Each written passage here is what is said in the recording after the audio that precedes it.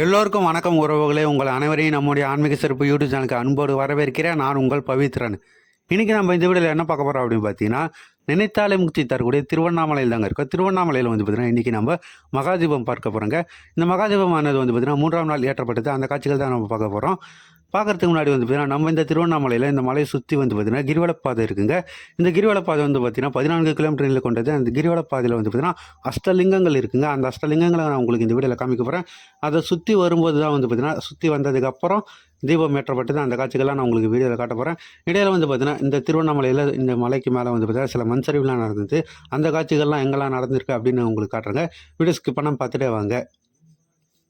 இப்போ நம்ம பார்த்தீங்கன்னா இந்த திருவண்ணாமலை கிரிவலப்பாதையில் பார்த்தீங்கன்னா அஷ்டலிங்கங்களில் முதல் லிங்கம் பார்த்தீங்கன்னா இந்திரலிங்கங்க. இது பார்த்தீங்கன்னா நம்ம ராஜகோபுரத்துலேருந்து வரும்போது பார்த்தீங்கன்னா இடதுபுறத்தில் இருக்குங்க.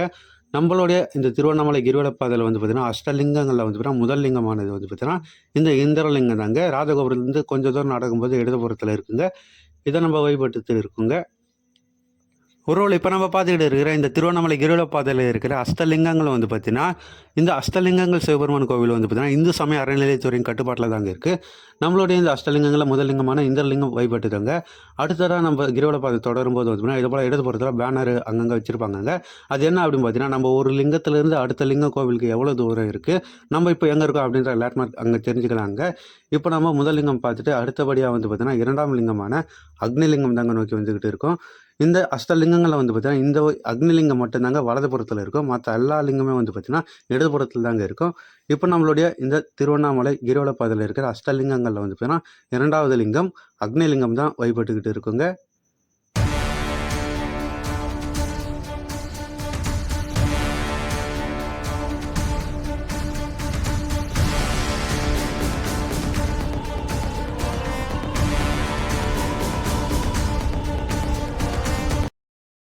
ஒருவேளை இப்போ நம்ம பார்த்தீங்கன்னா கிரிவலம் செல்லும்போது மலையை பார்த்தோங்க. இப்போ சமீபத்தில் பார்த்தீங்கன்னா மண் சரிவு ஏற்பட்டதுலங்க.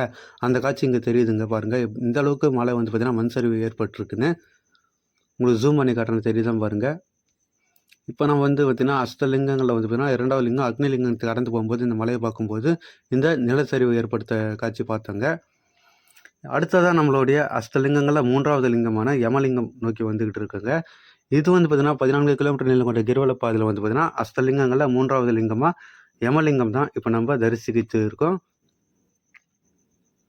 இந்த கோவிலில் பார்த்தீங்கன்னா யமதர்மர் வழிபட்டதால் இந்த கோவிலுக்கு பார்த்தீங்கன்னா யமலிங்கம் அப்படின்னு பெயர் வச்சுதான் சொல்கிறாங்கங்க. இப்போ நம்மளுடைய லிங்கத்தில் பார்த்தீங்கன்னா அஷ்டலிங்கங்களில் 3வது லிங்கமான யமலிங்கம் வழிபட்டுக்கிட்டு இருக்கோம்.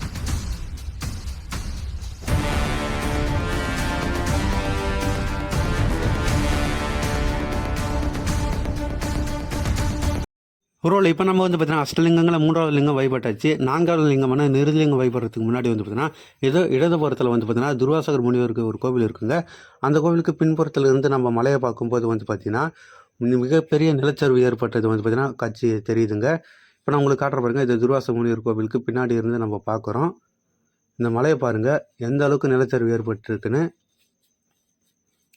இந்த மலையே அண்ணாமலையார் திருவண்ணாமலை பார்த்தீங்கன்னா இந்த மலையை பார்த்தீங்கன்னா சிவனாக தான் கருதி வணங்குவாங்க. இப்போ நான் உங்களுக்கு இந்த வீடியோவில் காட்டுறது என்ன அப்படின்னு பார்த்தீங்கன்னா இந்த மண் சரிவு ஏற்பட்ட இடம் கொஞ்சம் தூரம் இங்கே தள்ளி பார்த்தீங்கன்னா அதே இடத்துல இருந்து கொஞ்சம் அம்புக்குறி போட்டிருப்பாங்க. அங்கேருந்து பார்த்தீங்கன்னா பார்த்தீங்கன்னா வலதுபுறத்தில் நந்தியோட முகம் தெரியுங்க. இது பார்த்தீங்கன்னா திருவண்ணாமலை கிரிவலம் போகிறவங்களுக்கு பார்த்தீங்கன்னா நிறைய பேருக்கு தெரியாமல் இருக்குது. இந்த வீடியோ பார்க்குற நீங்கள் உங்களுடைய நண்பர்களுக்கும் உறவினர்களுக்கும் தெரிவிங்க. இது பார்த்தீங்கன்னா மலைக்கு வலதுபுறத்தில் நந்தியோட முகம் தெரியும். நீங்கள் போனீங்கன்னா தரிசிச்சுட்டு போங்க. இந்த மலையில் இந்த நந்தியோட முகம் பார்த்தீங்கன்னா துர்வாசர் மணிகர் கோவிலுக்கு பக்கத்தில் இருக்குது. அது ஜூம் பண்ணி காட்டுறேன் பாருங்கள். அதோ இருக்குது பாருங்கள். அதுதான் பார்த்தீங்கன்னா நந்தியோட முகம் இயற்கையாக ஒரு பாறையில் பார்த்தீங்கன்னா காட்சி அளிக்குதுங்க. அதெல்லாம் நம்ம பார்த்துட்டு வரும்போது பார்த்தீங்கன்னா இப்போ நம்மளுடைய அஷ்டலிங்கங்களை பார்த்தீங்கன்னா 4வது லிங்கமான நிருதிலிங்கம் தாங்க நோக்கி வந்துகிட்டு இருக்கோம். அதோ போர்டில் வச்சுருக்காங்க பாருங்கள். இந்த கோவில் பார்த்தீங்கன்னா கொஞ்சம் உள்ளே போகிறாப்புல இருக்குங்க. உள்ளடங்கி இருக்கும். இடதுபுறத்தில் வளையுது. இப்போ நம்மளுடைய அஷ்டலிங்கங்களில் 4வது லிங்கமாக பார்த்தீங்கன்னா நிருதிலிங்கம் தரிசனம் பண்ணிக்கிட்டு இருக்குங்க.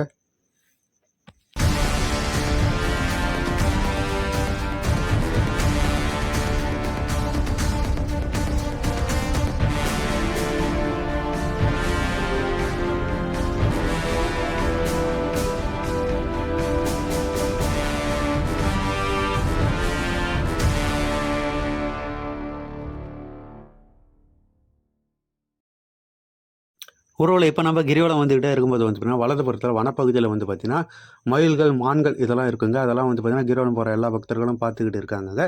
நம்மளும் வந்து இப்போ கவர் பண்ணலாம் அப்படின்னு வந்து பார்த்தீங்கன்னா அந்த மயில் உங்களுக்கு ஜூம் பண்ணி காமிச்சேன். பக்கத்தில் வந்து பார்த்தீங்கன்னா மான் கூட்டங்களும் இருக்குங்க. இந்த வனவிலங்குகளுக்கு வந்து பார்த்தீங்கன்னா நீங்கள் கொண்டு வர உணவு போட வேணாம் அப்படின்னு வந்து பார்த்தீங்கன்னா வனத்துறை சார்பாக வந்து பார்த்தீங்கன்னா இங்கே போர்டெலாம் வச்சு மென்ஷன் பண்ணியிருக்காங்க. நீ கொண்டு வர உணவுகள்லாம் அது வந்து தீங்கு விளைவிக்கும், பிளாஸ்டிக்லாம் மண் முழுங்கும், அதனால் வந்து பார்த்தீங்கன்னா அதுக்கு ஆபத்து வரும் அப்படின்றதுனால உணவுலாம் கொடுக்க வேணாம் அப்படின்னு வனத்துறை வந்து பார்த்தீங்கன்னா ஸ்ட்ரிக்டாக சொல்லியிருக்காங்க. முடிந்த அளவுக்கு நீங்கள் கடைபிடிங்க.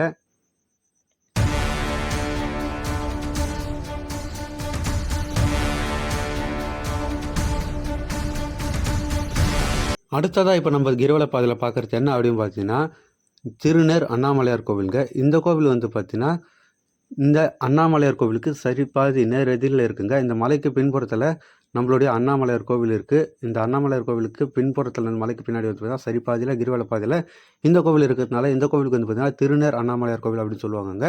இங்கேருந்து நான் காட்டுறேன் பாருங்கள். இந்த கோவிலுக்கு எதிரில் வந்து பார்த்தீங்கன்னா மலை தெரிஞ்சு பாருங்கள். இந்த மலைக்கு பின்புறத்தில் தாங்க நம்மளுடைய அண்ணாமலையார் கோவில் இருக்குது. அதனால் இந்த கோவில் வந்து பார்த்தீங்கன்னா திருநேர் அண்ணாமலையார் அப்படின்னு சொல்கிறாங்கங்க. இந்த கோவிலை தரிசனம் பண்ணிக்கிட்டு போய்கிட்டு இருக்கோம் நம்மளுடைய இந்த கிரிவல பாதையில்.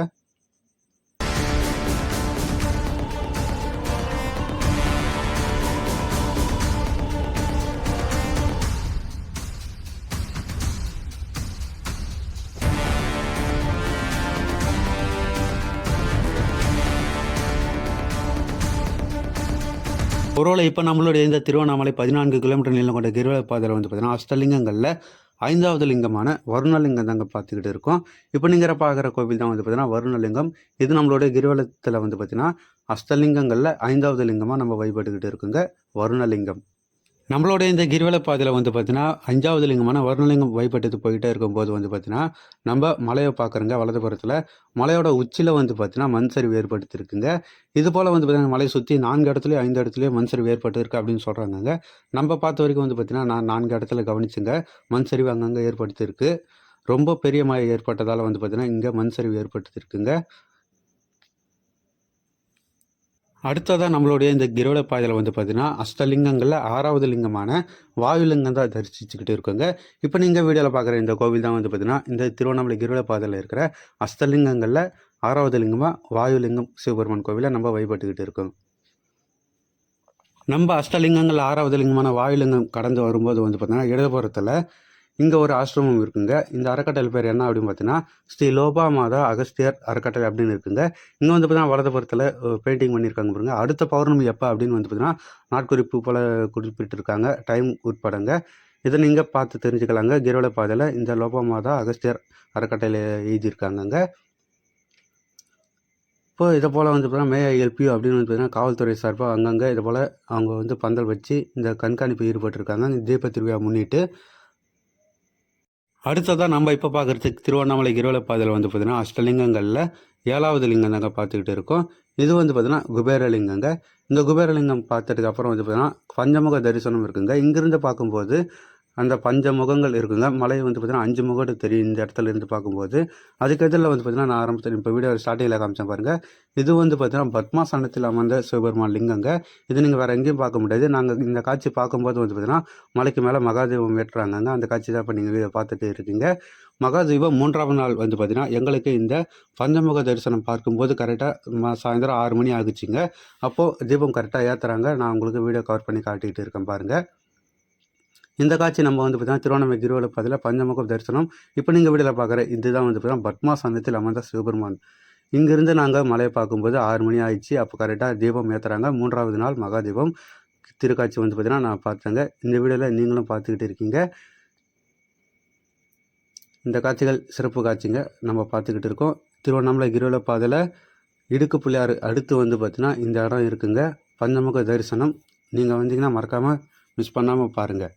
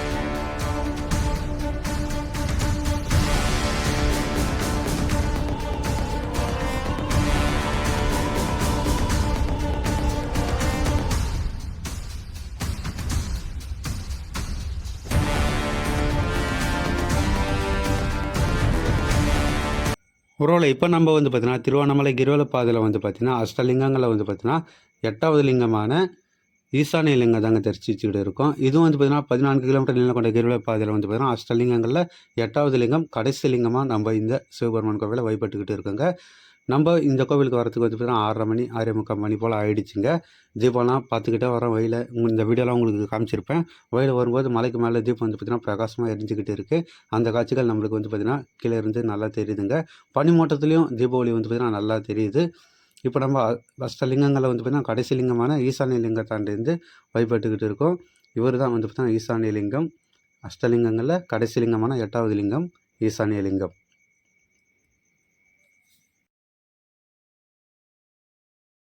நாங்கள் திருவண்ணாமலை கிரிவலம் முடிக்கிறதுக்கும் இந்த சாமி சுற்றி வரதுக்கும் கரெக்டாக இருந்துச்சுங்க.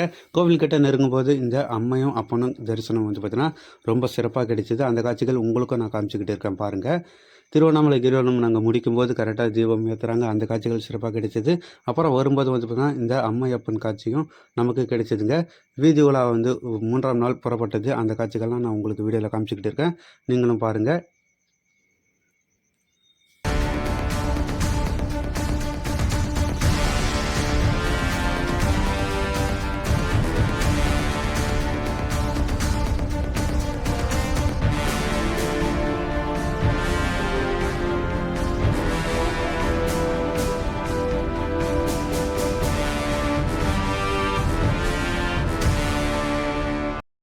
ஒருவேளை இப்போ நம்ம வந்து பார்த்தீங்கன்னா இந்த 14 கிலோமீட்டர் நீளம் கொண்ட கிரிவல பாதையில் வந்து பார்த்தீங்கன்னா அஷ்டலிங்கங்களை வழிபட்டு நம்ம கிரிவலம் வந்து பார்த்தீங்கன்னா வெற்றிகரமாக நிறைவு செஞ்சுட்டோங்க. இப்போ நம்ம ராஜகோபுரம் முன்னாடி வந்து நின்றுட்டோம். ஈசன்கிட்ட நம்மளை அழைச்சிட்டு போய் கொண்டு வந்து சேர்த்ததுக்கு வந்து பார்த்தீங்கன்னா நன்றி சொல்லிவிட்டு இங்கேருந்து நம்ம வந்து பார்த்தீங்கன்னா தீப காட்சிகள் பார்த்துக்கிட்டு இருக்குங்க. இப்போ நம்ம கோவிலுக்கு முன்னாடி தாங்க இருக்கோம். இந்த கோவிலுக்கு முன்னாடி இருந்து வலதுபுறத்தில் பார்க்குறோங்க. இந்த ராஜகோபுரத்துக்கு வலதுபுறத்தில் உச்சியில் தெரியுது பாருங்கள். ஜூம் பண்ணி காட்டுறேன். தீபாவளி உங்களுக்கு தெரியும்னு நினைக்கிறேன். ஃபோனில் நைட் டைமில் பனி மூட்டைன்றதுனால சரியாக தெரியல. நேரில் நல்லாவே தெரியுதுங்க. இந்த காட்சிகள் நம்மளுக்கு வந்து பார்த்தீங்கன்னா ரொம்ப அற்புதமாக இருந்துச்சு. அதை தான் உங்களுக்கும் காமிச்சிக்கிட்டு இருக்கேன். இப்போ நீங்கள் இந்த வீடியோவில் வந்து பார்த்தீங்கன்னா திருவண்ணாமலை கிரிவல பாதையில் இருக்கிற அஷ்டலிங்கங்கள், அப்புறம் மலைக்கு மேலே ஏற்றப்பட்ட மகாதீப காட்சி, அப்புறம் இடையில் மண் சரிவு நடந்த இடங்கள்லாம் உங்களுக்கு காமிச்சிருப்பேன். இந்த வீடியோ உங்களுக்கு பிடிச்சிருக்கும் நான் நம்புகிறேன். இந்த வீடியோ உங்களுக்கு பிடிச்சிருந்துச்சின்னா இந்த வீடியோக்கு ஒரு லைக் பண்ணிட்டு இந்த வீடியோ உங்களோட ஃப்ரெண்ட் அண்ட் ஃபேமிலிஸ்க்கு ஷேர் பண்ணுங்கள். நீங்கள் திருவண்ணாமலைக்கு பௌர்ணமி தோறும் கிரிவலம் போகிறீங்களா அப்படின்னு கமெண்ட் பண்ணுங்கள். இல்லை போகணும்னு நினச்சிட்டு இருக்கீங்களா அப்படின்னு கமெண்ட் பண்ணுங்கள். நீங்கள் ஆல்ரெடி போயிருந்தீங்கன்னா உங்களுடைய அனுபவம் எப்படி இருக்குது அப்படின்னு கமெண்ட் பண்ணுங்கள். நம்மளுடைய ஆன்மீக சிறப்பு யூடியூப் சேனல் இன்னும் நீங்கள் சப்ஸ்கிரைப் பண்ணனா சப்ஸ்கிரைப் பண்ணி சப்போர்ட் பண்ணுங்கள். நான் இதுபோல் அடுத்த ஒரு வீடியோவில் நான் உங்களை சந்திக்கிறேன். அது வரைக்கும் உங்களது விடைபெறுவது நான் உங்கள் பவித்ரன்.